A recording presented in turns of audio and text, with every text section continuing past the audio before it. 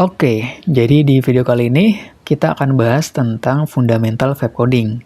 Nah, jadi kita akan kenalan dulu nih teman-teman tentang apa itu web coding, kenapa harus web coding, dan lain sebagainya. Tujuannya apa? Tujuannya adalah biar teman-teman punya gambaran dulu nih secara utuh tentang web coding itu apa sih gitu ya. Biar nanti kalau misalkan teman-teman pengen berkarir di bidang ini gitu ya, ingin beneran nyemplung di bidang ini, kalian nggak salah langkah, seperti itu. So, sekarang kita akan bahas ya, langsung aja. Nah, di sini teman-teman sekalian, aku udah buatin yang namanya chapter ataupun daftar isi. Nah, kita kurang lebih akan bahas 5 poin inti nih teman-teman sekalian. Yang pertama, kita akan bahas tentang chapter 1, apa itu web coding. Kemudian di chapter kedua, kita akan bahas juga tentang kenapa sih harus belajar web coding ya, di era yang udah serba AI dan teknologi.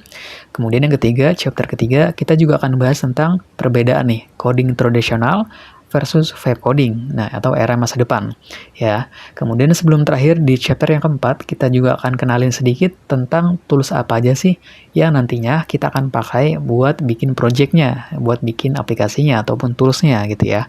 Dan terakhir kita akan bahas yang paling menarik dan paling mungkin kalian tunggu-tunggu, yaitu chapter 5, monetisasi. Nah, jadi kalau kita misalkan teman-teman pengen terjun di dunia ini, itu dapat uangnya dari mana aja nih sumber penghasilannya. Nah, ini menarik nih teman-teman. Oke, langsung aja kita masuk ke tutorialnya ya. Oke, di sini kita akan bahas yang pertama, yaitu chapter 1. Apa itu web coding? Kita akan kenalan dulu definisinya apa ya. Nah, jadi menurut saya web coding adalah sebuah seni untuk membangun sebuah aplikasi ataupun tools tanpa kita harus menulis baris codingannya secara manual.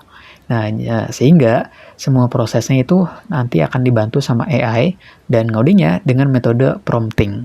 Ya, nah jadi teman-teman sekalian, nah buat yang mungkin masih awam, baru pertama kali nonton ataupun baru kenalan, udah agak tertarik tapi kayak masih bingung, ya kan, prompting itu apa gitu kan. Nah, jadi metode prompting itu sebenarnya instruksi ya teman-teman, kayak perintah. Nah, gimana caranya kita komunikasi sama AI, kayak gitu. Nah, kalau dulu teman-teman sekalian, ya itu kita tuh nulis baris codingannya gitu ya. Nah, hari ini dengan munculnya web coding, nah jadi kita tuh hari ini tuh belajar gimana caranya untuk membangun sebuah aplikasi ataupun sebuah tools, tapi tanpa kita harus nulis kodenya. Nah, jadi gimana? Jadi, yang nulis kodenya itu nanti tools atau AI-nya. Nah, sehingga kita nggak perlu pusing-pusing nih, nggak perlu belajar bahasa pemrograman dari nol, karena ada banyak banget ya bahasa pemrograman. Tetapi walaupun kita nggak nulis baris kodenya, kita harus ngerti cara pakai toolsnya dan juga cara berpikir secara logikanya, gitu ya. Seperti itu. Nah, sehingga dengan munculnya metode web coding ini, teman-teman, ya, itu mengalahkan yang tradisional, yang coding dulu manual. Dimana kalau misalkan teman-teman itu pengen bikin sebuah aplikasi, gitu kan, ataupun sebuah tools, itu teman-teman harus hafal yang namanya sintaks atau rumus. Karena di dalam bahasa pemrograman ada yang namanya sintaks gitu ya, teman-teman ya. Jadi cara nulis komanya, cara nulis ya titiknya gitu ya, ataupun ya intinya adalah rumus bahasa pemrograman itu sendiri, kayak gitu. Nah, di era yang hari ini teman-teman sekalian, sejak munculnya web coding gitu ya, teman-teman itu bisa bikin sebuah aplikasi ataupun sebuah tools hanya dengan bahasa sehari-hari kita aja, which mean dimana bahasanya ya paling populer tuh dua ya, kita pakai bahasa Indonesia atau bahasa Inggris. Tetapi saya sarankan kalau teman-teman itu bahasa Inggrisnya bagus, itu lebih bagus karena kita pakai bahasa Inggris, si komputernya, si AI-nya lebih nangkep kayak gitu. Karena kan didesain pakai bahasa Inggris gitu ya. Seperti itu teman-teman ya. Udah paham ya sampai sini? Jadi definisi vibe coding itu kayak gimana? Sebuah seni untuk membangun sebuah aplikasi ataupun sebuah tools tanpa teman-teman itu harus nulis baris kodenya secara manual. Nanti yang nulisin AI-nya. Dan nanti teman-teman untuk komunikasi sama toolsnya, sama AI-nya, itu pakai metode prompting, ya jadi cuma pakai bahasa sehari-hari aja. Kayak misalkan teman-teman, aku pengen bikin fitur A, fitur integrasi pembayaran yang bisa ngelakuin A, B, C, D, kayak gitu aja teman-teman, gitu. Sehingga akan jauh lebih mudah, ya. Oke, jadi setelah teman-teman udah paham nih definisinya apa, kita akan masuk ke chapter yang kedua, yaitu kenapa harus belajar web coding gitu ya di era hari ini. Nah, sebenarnya ada banyak banget faktor teman-teman, namun di video kali ini ya aku rincikan ke dalam 4 poin inti aja gitu ya, yang bisa jadi alasan faktor utama. Yang pertama adalah teman-teman nggak perlu yang namanya ijazah. Ya, pengalaman ataupun latar belakang apapun. Mau kalian itu misalkan kuliah bukan jurusan IT, it's okay. Ataupun kalian tuh IRT, ibu rumah tangga, atau karyawan, atau ya pengusaha, atau orang biasa. Itu it's okay, nggak ada masalah. Kenapa? Karena di sini itu teman-teman itu nggak perlu keahlian spesifik dulu. Ya, semuanya bisa dipelajarin dari nol. Aku pun semuanya otodidak, teman-teman. Jadi, ini yang paling membedakan ya. Artinya barrier to entry-nya rendah. Itu semua orang, semua kalangan itu bisa masuk, kayak gitu. Nah, kemudian yang kedua adalah semua proses dibantu AI secara end-to-end atau no-code manual. Ya, maksudnya adalah nanti mulai dari teman-teman itu bikin aplikasinya sampai jadi gitu ya, itu nanti kita akan pakai AI buat bantuin ya. Sehingga nggak ada tuh yang namanya kita nulis baris codingannya sama sekali. Aku pun sejak aku bikin aplikasi ataupun sebuah tools, itu nggak ada yang namanya baris kode, nulis kode secara manual. Semuanya AI yang nulisin, kayak gitu teman-teman ya. Jadi dari hulu ke hilir, semuanya dibantu sama AI. Jadi tenang aja, gitu. Nah, kemudian ketiga adalah bisa dikerjain kapan aja dan di mana aja. Nah, skill ini teman-teman sekalian, ini paling worth it. Kenapa? Karena fleksibelnya tinggi. Teman-teman itu walaupun nggak punya waktu banyak, misalkan ya kalian seorang karyawan full time yang bekerja dari pagi sampai sore, nah malamnya bisa kalian pakai gitu. Untuk apa? Untuk ngerjain projectnya seperti itu. Dan di sini ada potensi gaji dolar. Kenapa saya masukin di sini? Karena kalau misalkan kalian udah punya keahlian vibe coding ini, udah punya skillnya ya teman-teman, nah kalian bisa jadi seorang freelancer ataupun pekerja lepas yang nantinya kalian bisa apply nih ke situs-situs freelance untuk kerjain project di mana itu biasanya digajinya dolar, teman-teman. Gitu. Jadi kita walaupun teman-teman itu berada di Indonesia gitu ya, kalian tuh punya potensi untuk ngelamar perusahaan ya ataupun ya bekerja freelance, kerja lepas dengan potensi gaji dolar. Nah, ini yang cukup menarik gitu ya. Dan terakhir, nah ya pastinya teman-teman sekalian, dengan kalian tuh menguasai skill ini, paling nggak yang ngerti lah ya, bisa punya basic daripada skill ini, ada monetisasi luas, ya, plus peluang passive income. Monetisasinya itu nggak cuma sumber satu keran aja, teman-teman. Nggak cuma misalkan cuma dari AdSense, misalkan, ada banyak banget. Plus peluangnya passive income. Nah, kalau misalkan udah lebih advance lagi ya skill kalian gitu ya, lebih mumpuni lagi, itu loh adalah peluang passive income di mana kalian tuh bikin sebuah sistemnya. Jadi kalian cuma bikin satu aplikasinya, kalau udah jalan, nanti setiap bulan orang tinggal ya bayar aja, kayak kita ngekos saja, bayar sewa bulanan kayak gitu. Dan ini yang cukup menarik ya, kenapa kita harus belajar vibe coding? Karena kalau kita lihat, kita perhatikan ya itu mudah pertama, kemudian prosesnya itu ya dibantu sama AI, jadi jangan khawatir ya. Kemudian terakhir monetisasinya luas, fleksibel dan monetisasinya luas. Jadi skill ini tuh ya aku rasa jangka panjangnya bagus kayak gitu.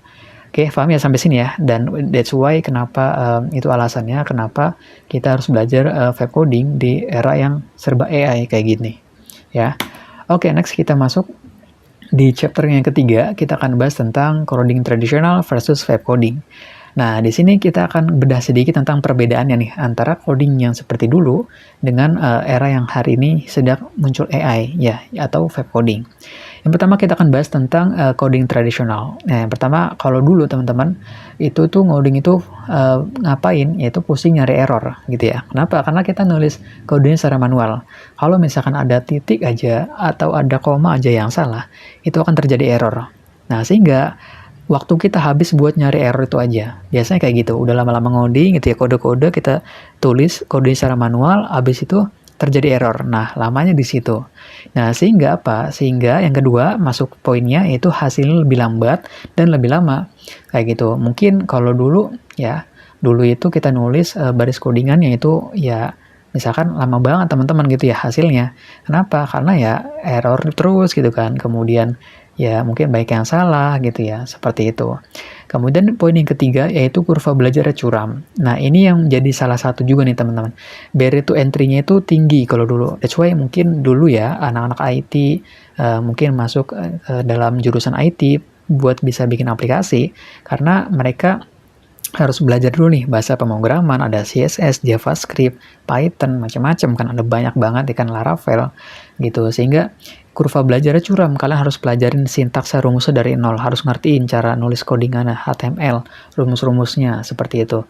Sehingga orang-orang yang tadinya pengen belajar gitu ya, bisa bikin sebuah aplikasi ya untuk make money, ngasilin uang, nggak jadi belajar. Kenapa? Karena udah stres duluan, harus pelajarin rumusnya gitu kan, harus berjibaku sama ngafalin rumus, sintaks, ya kan, harus trial errornya kayak gitu teman-teman. Sehingga ini jadi gap yang penting gitu ya. Dan di era hari ini itu udah kebalik, nanti kita akan bahas. Dan terakhir di sini adalah harus hafal sintaks. Nah, ini yang udah aku singgung, teman-teman sekalian, kalau misalkan dulu coding tradisional harus hafal sintaksnya. Sintaks itu kayak semacam rumus gitu ya. Buat teman-teman itu bisa jalanin, bisa ngerti nulis kodenya seperti itu. Nah, jadi itulah kelemahan daripada coding tradisional. Nah, hari ini sejak muncul era vibe coding, sejak muncul AI, semuanya mengubah dinamika transformasi cara kita bekerja, teman-teman. Ya, nah kita kan mulai yang pertama, barrier to entry-nya rendah, yang tadi kita udah bahas ya. Jadi kalau misalkan di sini tuh ada kurva belajar curam, nah kalau sekarang sejak munculnya AI, nah, sehingga apa? Sehingga menimbulkan barrier to entry-nya rendah. Semua orang, semua kalangan itu bisa berpeluang, bisa bersaing dengan adil, teman-teman. Karena sudah ada AI, ya semua bisa dipelajarin, teman-teman. Yang tadi kalian tuh nggak ngerti, kalian bisa tanya kalau misalkan kalian nggak tahu gitu ke AI, seperti itu. Ya, sehingga barrier to entry-nya rendah, semua orang bisa masuk, nggak perlu latar belakang apapun, kayak gitu. Kemudian yang kedua, kecepatan eksekusinya gila banget. Nah, ini yang membedakan ya antara coding dulu sama coding yang sekarang, dimana kecepatan eksekusinya gila banget. Jujur ya, aku bikin satu fitur, ya aku pernah bikin satu aplikasi ataupun satu tools, itu dalam kurun waktu kurang dari 2 minggu, itu udah jadi toolsnya. Gitu. Jadi ini benar-benar mind blowing banget, benar-benar worth it banget, karena kita bisa eksekusi dengan cepat, teman-teman. Bisa lihat hasil cepat banget. Kayak gitu. Ya, kemudian ketiga adalah iterasi cepat eksperimen. Nah, ini membedakan juga nih. Nah, di dalam dunia yang namanya product management, teman-teman, atau kita ya istilah engineering lah ya. Istilah kata kita pengen bikin sebuah app, pengen bikin sebuah aplikasi, sebuah tools, atau sebuah fitur. Nah, penting banget buat kita bisa iterasi cepat. Iterasi itu apa sih, Mas? Nah, iterasi itu adalah kayak trial error, teman-teman. Kita bikin satu fitur, nanti kan pasti ada error, ya kan? Kemudian kita benerin lagi, kita jalanin lagi fiturnya. Kayak gitu. Itu namanya iterasi. Ya, atau dalam istilah product management ada istilah kata sprint. Sprint itu ya sesuai namanya sprint. Jadi kita gimana caranya kita bikin fitur secara cepat. Buat apa? Buat kita ngelihat nih errornya di mana. Nah, kalau kita bisa bikin fitur lebih cepat, ya kan teman-teman, kita bisa launching lebih cepat. Nah, sehingga nanti kita bisa hasilin ke market lebih cepat, teman-teman. Bisa tes ke marketnya lebih cepat. Seperti itu ya. Jadi kita penting banget buat kita bisa iterasi lebih cepat. Karena apa? Karena kita sudah dibantu sama AI. Kayak gitu. Dan terakhir, kita sejak muncullah vibe coding ini, kita tinggal fokusnya ke ide sama produk. Kayak gitu. Nah, kalau dulu ini kita lebih kepada kodenya, ya, coding tradisional itu lebih kepada kodenya, kita pikirin kodenya, kita belajar itu buat kita bisa nulis baris kode. Nah, hari ini sekarang sudah muncul vibe coding, sekarang kita nggak perlu tuh lagi mikirin namanya kodenya, tapi kita lebih pikirin ke hal yang lebih penting, apa? Yaitu kita pikirin fokus idenya sama fokus strategi produknya, kayak gitu. Sehingga kita tuh nggak perlu lagi tuh pikirin kodenya ditangani sama AI yang nulis baris codingannya, kita yang pikirin kepada idenya sama produknya, kayak gitu ya. Nah, jadi teman-teman udah paham ya antara gambarannya tentang coding tradisional versus vibe coding. Ini penting banget biar teman-teman tuh ngerti, oh ternyata dulu tuh transformasinya begini, kemudian kalau di era AI udah muncul AI, sekarang kelebihannya kayak gini, gitu. Ya. Next kita masuk ke chapter selanjutnya, kita bahas ke chapter keempat, yaitu tools vibe coding. Nah, di sini ada yang namanya agentic IDE atau singkatan dari Integrated Development Environment. Jadi, teman-teman sekalian, ini tuh tools ya, tools yang bisa bantuin kita untuk bikin aplikasinya. Nah, jadi kalau dulu itu kan kita tahu mungkin cuman Visual Studio Code gitu ya, ataupun ya halaman editor buat ngodingnya gitu kan. Nah, hari ini itu tuh udah benar-benar mengubah cara kita bekerja, teman-teman. Jadi ada tools banyak nih. Nah, ini tools ini tuh tools yang kita pakai nantinya. Ada beberapa sih ya, sebenarnya ada banyak banget, tapi aku rangkum ke dalam tools-tools yang memang populer, yang bagus gitu ya. Di sini kita akan kenalan, ada yang namanya Cursor, kemudian Codex, Anti-Gravity, Lovable, Windsurf, Bolt, Cloudcode, sama Gemini CLI. Nah, nanti teman-teman bisa pakai semua tools ini, gitu ya. Gue nanti bikin aplikasinya. Dan kalau teman-teman tanya, gitu ya, Mas, apa sih tools kalau ditanya dari semua tools ini yang paling bagus tuh apa? Nah, kalau aku mau menjawab, teman-teman, nggak ada satupun tools yang paling bagus. Yang ada adalah setiap tools punya karakter masing-masing, atau punya kelebihan, kekurangan masing-masing. Jadi, nanti kalian perlu sesuai nih, kalian pengen bikin aplikasi tentang apa, kalian tinggal sesuaiin aplikasinya, harus cocoknya pakai tools apa, kayak gitu. Nah, sebagai contoh kayak kursor nih yang lambang hitam ini cocok di bidang kecepatan, itu bagus. Kemudian ada lagi namanya Codex. Codex itu dari provider OpenAI, gitu, ChatGPT gitu ya. Nah, itu Codex lebih bagus di bidang struktur gitu, jadi itu lebih bermain aman kayak gitu. Dan ya macam-macam teman-teman. Jadi di sini semua punya kelebihan keunggulannya masing-masing. Tinggal nanti kalian pelajarin aja, sesuaiin. That's why ini semua aplikasinya, semua toolsnya jujur udah aku cobain semuanya. Cursor, Codex, Anti-Gravity, Lovable. Kenapa aku bisa ngomong kayak gini? Karena aku udah cobain semua toolsnya secara real. Aku udah berlangganan, bayar ya. Paket berlangganan pro-nya, premiumnya udah bayar semuanya. Jadi aku bisa ngasih perbandingan teman-teman gitu ya. Kayak misalkan Cloudcode itu lebih cocok kemana, ke struktur, ke ya refactor, ke debugging, karena dia bisa ya nganalisis secara dalam tentang struktur kodenya, kayak gitu. Atau misalkan mana nih, Lovable, misalkan Lovable itu lebih kepada tampilan halaman yang UI. Kalau pengen lihat tampilan halaman UI yang cantik, nah teman-teman bisa pakai tools ini gitu ya. Nah, jadi intinya adalah teman-teman sekalian nanti kalian bisa cek ya, bisa otodidak sendiri, coba eksperimen sama tools-tools ini ya dulu aja gitu ya, yang aku rekomendasiin gitu ya. Ini dinamakan dengan tools IDE. Nah, kenapa disebut dengan tools IDE, agentic? Nah, agentic itu adalah semua tools ini, teman-teman sekalian, itu bisa nanganin, bisa nulisin baris codingannya, bisa nulis di foldernya ya, bisa ngerapin foldernya, struktur foldernya, kemudian repositorinya gitu kan, kemudian nanganin yang errornya kalau nanti ada error, bisa melakukan refactor, debugging.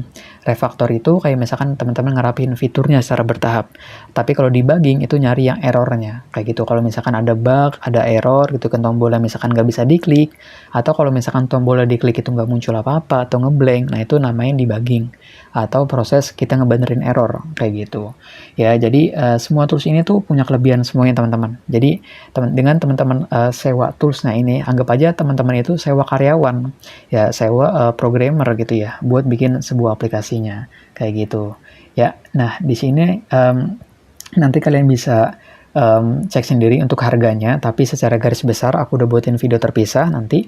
Secara garis besar teman-teman itu harga langganan itu di kisaran $10 hingga $30 per bulan ya. Jadi itu kalau misalkan kita konversi ke dalam rupiah, kurs rupiah itu kisaran 150.000 sampai ya paling mahal 500.000 lah ya per bulan.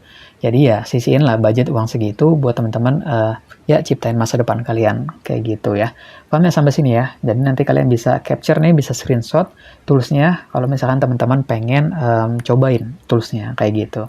Oke, udah paham ya tools web codingnya. Kemudian next kita bahas tentang yang paling seru nih, monetisasi. Nah, jadi sebenarnya ada banyak banget jalur monetisasinya, jalur ngasilin uang ya. Tapi di sini aku rangkum ke dalam 4 poin inti. Yang pertama adalah ada 4 jalur utama. Yang pertama adalah teman-teman nanti bisa ngasilin karya, ya teman-teman bikin aplikasinya, bikin karya aplikasi atau toolsnya kamu sendiri, lalu nanti kalian bisa upload ke Play Store atau ke App Store, ke iOS gitu ya.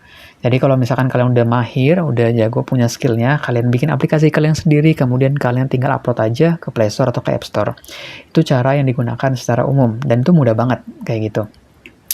Nah, nanti di App Store kalian itu perlu berlangganan itu biasanya sekitar 400.000 gitu ya, perlu berlangganan. Ya, cukup sekali aja sewa lapak lah ya di Play Store gitu. Cukup bayar sekitar 400.000 itu permanen. Nah, kalian udah bisa upload tuh aplikasi-aplikasi kalian kayak gitu. Kemudian kedua, jadi freelancer dengan peluang potensi gaji dolar dan currency lain.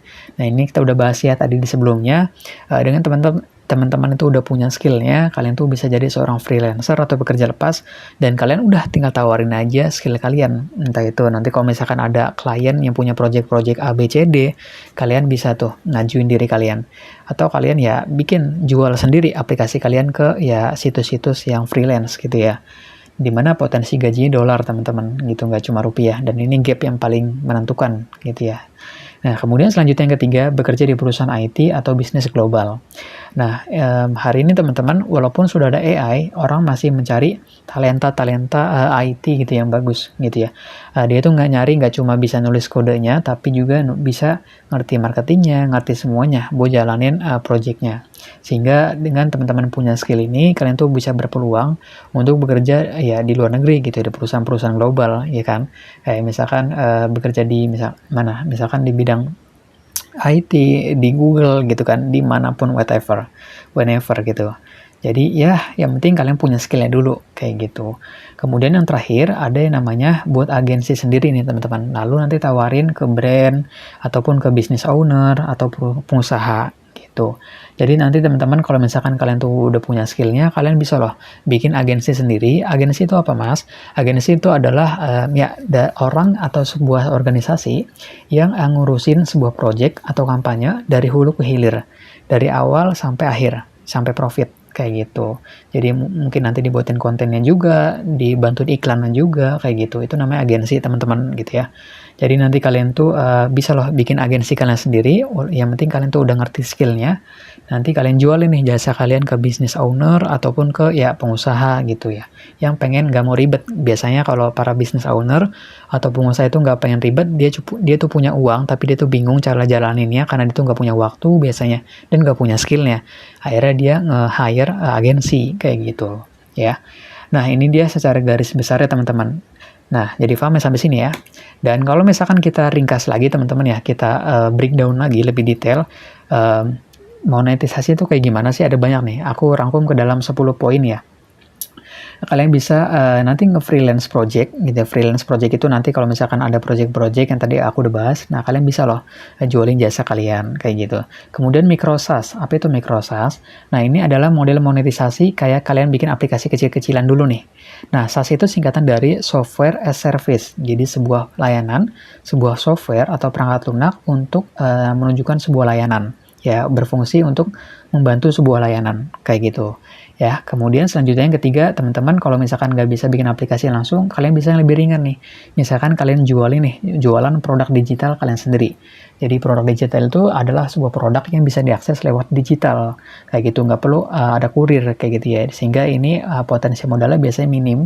Kalian cuma butuh akses internet sama pengetahuan kalian aja. Contoh dari produk digital apa aja mas? Misalkan ada template, ada e-course, kursus gitu ya.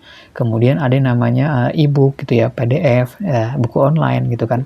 Atau audiobook yang sifatnya itu buku tapi lewat audio gitu. Kayak misalkan podcast, mirip-mirip kayak gitu. Ya, jadi intinya ada banyak banget jenis-jenis produk digital nanti kalian bisa bikin kayak gitu ya. Dan di sini ada yang namanya one time product. Nah, one time product ini kayak produk-produk yang bisa diakses sekali. Contoh misalkan, kalian tahu kan ada yang namanya Internet Download Manager. Kayak kalau misalkan kalian tuh pengen download aplikasi ataupun download apapun itu di laptop kalian, itu kalian kalau misalkan mau downloadnya cepat, nah kalian biasanya pakai IDM ya kan, yang udah familiar IDM. Nah biasanya itu menawarkan basis langganan ataupun basis ya misalkan pembelian sekali. Kayak gitu, one time product ya, akses kayak lisensi gitu teman-teman beli lisensinya gitu kan permanen, misalkan ya udah kalian bisa akses sepuasnya tools itu kayak gitu ya. Kemudian ada yang namanya, nah ini dapetin yang model yang bikin kalian tuh jadi monetisasinya itu berulang atau passive income atau kita sebut dengan langganan subscribe gitu ya. Nah dengan teman-teman itu bikin sebuah produk-produk ataupun sebuah aplikasi tools yang narikin user ataupun orang itu buat berlangganan sama aplikasi kalian. Misalkan jadi sistemnya adalah teman-teman punya kelebihan tools ataupun aplikasi, kemudian kalian tarikin tuh ya kayak sewa lapak aja teman-teman gitu ya. Orang tuh kalau misalkan mau akses tool kalian atau aplikasi kalian harus berlangganan setiap bulannya kayak gitu, misalkan berapa dolar, $20 itu ya artinya kalian bisa punya passive income kayak gitu Ya, kemudian selanjutnya ada yang namanya model affiliate marketing. Nah, model ini tuh ya di mana teman-teman tuh passive income juga, karena biasanya kayak afiliator gitu kan, atau ya affiliate marketer gitu ya. Itu tuh bikin kontennya sekali, kemudian ya udah dijual berkali-kali gitu. Bikin kontennya sekali, abis tuh tinggal upload tuh di TikTok, di Instagram, di mana. Nanti kalau misalkan ada orang yang beli dari link kalian, kalian dapat komisi. Sesimpel itu. Jadi nggak perlu modal yang besar-besar. Kalian cuman modalnya upload konten aja. Kayak gitu ya. Itu affiliate marketing. Kemudian selanjutnya ada yang namanya content monetize, konten monetisasi. Nah, kalau ini tuh kayak lebih kepada kayak sponsor, kayak konten-konten yang berbayar teman-teman. Nanti kalau misalkan ada brand, ada sponsor, ada perusahaan, atau ada ya pengusaha yang pengen kerjasama istilah kata. Nah itu kalian nanti misalkan contoh kalian tuh pengen kenalin konten tentang Scarlett sebuah skincare gitu kan. Nah Scarlett itu pengen adain muncul sebuah launching produk baru gitu. Akhirnya pakai jasa kalian nih. Nah, akhirnya nanti dimunculin di aplikasi kalian. Tapi nanti dibuatin konten tuh tentang mempromosiin itu nanti berlangganan intinya kayak gitu teman-teman gitu ya, paham ya. Itu konten monetisasi. Kemudian selanjutnya jual skill. Nah kalau misalkan kalian tuh skill udah mumpuni, kalian bisa ngejual skill kalian. Misalkan kalian bisa ya bikin kursus online kalian sendiri, ataupun kalian tuh ngelakuin mentoring atau coaching gitu. Jadi ini kalau misalkan skill kalian tuh udah mumpuni kayak gitu ya.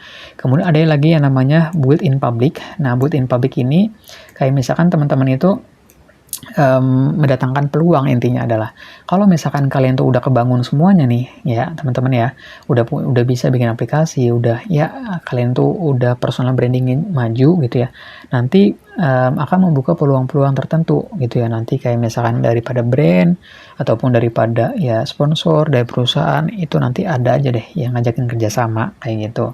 Nah, kemudian ada yang namanya AI Automation Service. Nah, kalau ini tuh kayak misalkan sebuah workflow ataupun sebuah sebuah tools yang nantinya ngebantuin sebuah layanan pakai AI. Contohnya misalkan kayak chatbot gitu kan. Chatbot itu kan misalkan kalian seorang pengusaha. Nah, pengusaha itu kan harus on time terus gitu ya. Kalau misalkan nanti ada kalian jualin sebuah produk, kemudian nanti kalau ada orang ya kan, kemudian coba ngechat nih ke toko online kalian, loh pas di chat ternyata nggak dibales. Nah itu nanti akhirnya orang itu kabur ke toko sebelah teman-teman. Nah dengan teman-teman itu bikin yang namanya chatbot misalkan, yang bisa nanganin ya dengan AI. Jadi kalau misalkan nanti ada yang tanya jawab, misalkan Q&A gitu ya, nanti ada chatbot yang bisa nanganin ya pertama dulu teman-teman gitu ya, biar orang tuh nggak kabur duluan ke toko sebelah kayak gitu loh teman-teman ya, paham ya. Jadi 10 poin ini nanti kalian bisa dapetin kalau misalkan skill kalian itu udah mumpuni gitu. Jadi ya biasanya dari satu keran penghasilan dulu, nanti naik nih. Kalau udah satu udah bisa, nanti berpindah, bikin lagi keran yang kedua, bikin lagi keran yang ketiga, dan lain sebagainya. Sehingga potensi income kalian itu double-double teman-teman. Gak cuma dari satu sumber aja penghasilannya, tapi dari banyak sumber keran. Seperti itu ya. Nah, setelah kalian udah tahu nih tentang cara monetisasinya, ya ini kan secara garis besar gambarannya untuk nunjukin ke kalian, oh bahwa potensinya besar loh, bahwa potensinya keran penghasilannya banyak, kayak gitu. Nah, kalau teman-teman tertarik gitu ya untuk belajar lebih detail, kalian bisa follow akun-akun aku di Instagram, di TikTok maupun di YouTube. Dan kalau misalkan kalian tertarik belajar lebih detail lagi, nanti aku taruh di deskripsi linknya. Aku buatin ya referensi-referensinya, ya buku e-booknya kurang lebih kayak gitu. Ataupun ya nanti kalian bisa akses via Notion lah ya, kayak gitu. Nanti kalian bisa ya join aja teman-teman gitu ya, kalau misalkan tertarik gitu ya. Join juga komunitasnya, ataupun ya kalau misalkan ada referensinya nanti aku taruh di link deskripsi kayak gitu. Oke. Nah, mungkin sekian dari saya teman-teman ya. Oke, mungkin sekian dari saya. Semoga video ini bisa bermanfaat buat kalian. Ya, semoga kalian punya gambaran yang utuh tentang fundamental dari web coding ini. Dan ya harapannya adalah kalian punya ya bisa mengerti lah sedikit satu atau dua hal tentang ilmu ini atau skill ini kayak gitu. Jadi buat yang kalian tertarik, ya jangan lupa follow. Thank you so much for watching this video and see you.